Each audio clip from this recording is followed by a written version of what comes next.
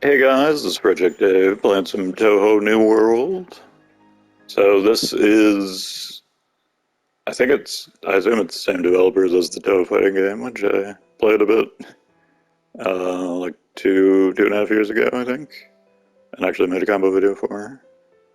But this is an ARPG with bullet hell elements, and it has some platforming elements as well. Like, this is the typical perspective right here, this kind of isometric view. And I wound up playing Marissa on my playthrough, which is around 5 hours to this point, so it's not a full completion of the game. Worth noting I didn't die the entire time, so it doesn't seem like a terribly difficult game, but they could easily just ramp it up to, like, one of the bosses could randomly be preposterously difficult since it's got bullet hell. But to this point, not really that big of a deal. Your gear does matter, so you can set up your gear so you're more tanky, gives you more room for error, and eventually you get access to a deeper upgrade system, which we'll talk about later. So this character that I'm fighting is the one that has a gun in the fighting game, which was an entertaining move. She does do it here. It's when there's like it's not that attack, but the linear rectangle like that reaches across the room, that's the gun. You can't really see it very well from this perspective, but that is what she's doing. It does make the sound, at least. There you go, there's the gunshot. Boom. But you've got a super move that makes you invincible and lasts forever. In the case of Marissa, it is... or there's two different super moves, but one of them is the same super move that she has in the game, in the fighting game. And then I think you get 6 other abilities, and you can swap them out, but you start with 3 and unlock the other 3 over time. And your abilities upgrade as you use them. So there's a learned skill right there that would be an extra ability unlocked. I think that's the super, but I'm not sure. The story is told completely by text with no voice acting, which is the same as it was in Touhou Yoibana. So no difference there. And every character is a loli. That's Touhou special. I think there's like one scientist guy, but that's a... Oh, is this when I look at the upgrades? This might be when I look at the upgrades, so I can talk about that contextually. This character like betrays you at some point for some reason, and then they don't address it after that. So not really clear why that happens. She betrays you, and then you come back here, and she's still in the shop and still talking to you, all friendly like. How dare she? But here's you unlock this like 3-4 hours in. Alternate upgrade system. So for like raw stat upgrades, I guess in like a Gungeon sense, this would just be like some kind of passive upgrade system or dead cells. Number of heals seems like it's pretty overpowered, but I only got 1 so far. 0 is not how many you have, so it's 1 extra heal, you start with 1. And then, so you've got life attack, crit damage, item drop rate. You can think of item drop rate like it's magic find. It doesn't, if your item drop rate is 0, you're still going to get items. Perfect guard length. Perfect guard is like a witch time system, so if the attack indicator is blue, you can block it and it will slow down time for like 3 seconds. It's very easy to do on normal enemies, but on bosses you kind of needed to know when the attack is coming to perfect guard, because most of the stuff they do is unblockable. And skill regen rates, that's skill CDR, cooldown reduction. Very good.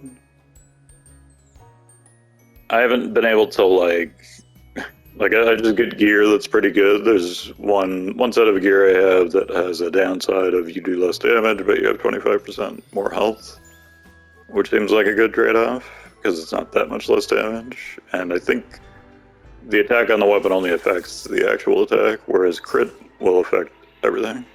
This is the other character, which I haven't played that much, but I did look at in the tutorial. And luckily in the tutorial it lets you show off all 6 skills, so it's able to make another video with that setup. But the other character is completely different as far as I can tell. Apart from having a similar melee attack, but it's not an identical melee attack. But 6 different abilities, 2 different super moves. And I'm pretty sure she was also in the fighting game, but I didn't play her as much compared to the other 2. So I picked the character I was more familiar with in the fighting game. That's why I wound up going with Marissa. But she seems to be more projectile focused as far as her other moves.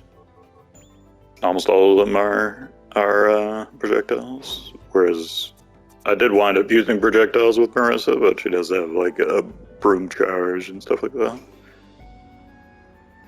So, general enjoyment of the game, I'm not going to give it a score because I only played it for like 5 hours. So I was playing this right after Baldur's Gate 3 during Armored Core 6 and like 2 or 3 days before Starfield came out. So it's still under embargo at this point when I'm talking, but in like September 12th this will go up. Which I can say because it will be after the embargo is over when the video goes up, so that's fine. So, busy time, but I was playing this instead of playing PoE or Monster Hunter, basically, in my free time, the Monster Hunter Rise. I'd say I'd enjoyed it more than the PoE League while I was playing this. The current PoE League is not great, it's okay. And less than Monster Hunter, but Monster Hunter I do play at like idealized times. I always try to play between like 10 a.m. to 12 p.m., so 10 a.m. to noon, and then 10 p.m. to midnight, because that's when the most Japanese players are playing, and that's generally when the multiplayer is the most fun to play. So that's what I tend to do with Monster Hunter. So I can't always play it because I'm just playing it at those specific times.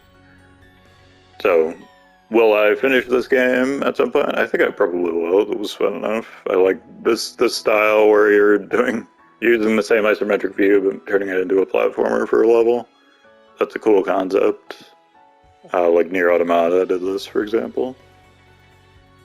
So, and the music in this game is very, very good. So, as a general enjoyment level is fairly high. Now I'm trying to go to score mentally, but I shall refrain from score giving. But just say it's a pretty fun game. I don't know what the price is, unfortunately, so you just have to look on Steam or what have you. It was out on Steam at the time I was playing it, but under embargo for the PlayStation version. There doesn't seem to be any technical issues of any kind. This is another level that had this completely different perspective, and then you go in the building and it's back to the regular ARPG isometric perspective. And then you come back out and you're out here again. So, not that many levels have been like this so far, but maybe over the course of the game there'll be more and more like this. It's also got like a traditional JRPG world map, so where you've got the giant character, relatively speaking, and then the tiny buildings, like Final Fantasy VII. Which I have a lot of affection for that kind of visual, even if it's silly. Anything else that comes to mind presently? So this was, these plants are very reliable with the parry, so they're always going to do a blue attack that swirls around them if you're next to them. You could just nuke them from afar. But it's also really easy to get the parry off, and of course if you get the parry on, just like in Bayonetta, if you can farm a good witch time situation from like a weaker enemy, you can use it to destroy a stronger enemy. So there's that kind of concept going on. Do I think the game will get hard at some point? I'm not sure. I think if you have a good grasp on basic ARPG stat setups, you can probably just focus on the really overpowered stats and make sure your gear has that setup. And then it probably will prevent it from being difficult. But who can say exactly?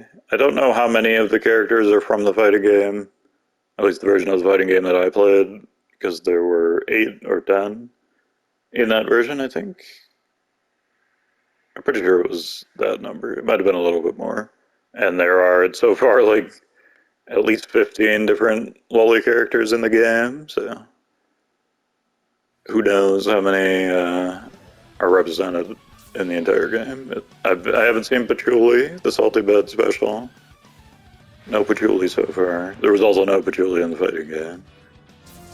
So, still on the lookout for Patchouli. Will she show up at some time? At some point? This is the final boss. The bullet hell goddess herself. Dunno. This like whirlwind attack, not this one, but this one just stay out of the lines. There you go. I still got it bad. But you can see the damage I'm taking is not that severe. I guess all you would need to do to make this game hard is make everything kill you in one hit. And then it would be quite difficult, but that's not the way they decided to go with it. I don't think there's difficulty settings, but maybe after you beat the game you can turn on a harder mode or something. No idea. But I was gonna say the attack that you just did shortly before this with the whirlwinds and stars, that was more of a Touhou style of attack. So when you're fighting the bosses, that's what it feels like. When you're just doing the normal exploration, it's kind of just like playing an ARPG. Relatively simple, but I do have this grenade attack that's interesting to use, where you have to stand a certain distance from the enemy to use it effectively, but it also does a lot of damage. So that's fun to use. I don't think the other character has that attack in the first place, so some variety in your positioning strategy. I think we're getting to the end of the video here. I'm not entirely positive. Did I succeed at talking for 12 minutes? Who can say? I feel like there might be one more thing after this, but if not, thanks for watching the video, guys. Hope you enjoyed it, and I'll see you next time.